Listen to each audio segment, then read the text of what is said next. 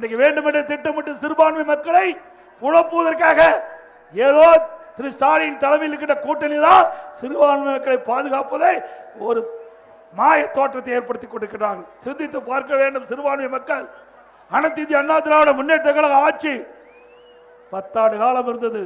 அதுக்கு முன்பு பொன்மனச்செம்மல் புரட்சி தலைவர் எம்ஜிஆர் அம்மா ஆண்டாங்க.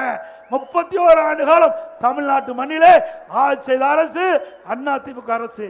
31 ஆண்டுல ஜாதி சண்டை கிடையாது, மத சண்டை கிடையாது. தமிழ்நாடு அமைதி பூங்காவா இருந்தது. ஒரு நல்ல ஆட்சி கொடுத்த அரசாங்கம் அண்ணா திமுக. இன்றைக்கு எந்த இடத்தில் போய் கேட்டாலும் அண்ணா திமுக ஆட்சி சிறந்த ஆட்சி என்றுதான் மக்கள் சொல்வார்கள். வேண்டுமென்ற திட்டமிட்ட அரசியல் கால் புடிச்சின் காரணமாக சிறுபான்மை மக்களுடைய வாக்குகளை பெறுவதற்காக தந்திரமாக அந்த மக்களிடத்திலே அவதூறு செய்தியை பரப்பி வருகிறார். சிறுபான்மை மக்களை பொறுத்த வரைக்கும் நீங்கள் எச்சரிக்கையாக இருக்க வேண்டும் என்று நேரத்தில் கேட்டுக்கொள்கின்றேன். ஏன்னா எதிர்கட்சியா இருக்கும்போது ஸ்டாலின் கருப்பு பலன் விடுவார், பிரைம் மினிஸ்டர் வந்தார் கருப்பு கொடி காட்டுவார்.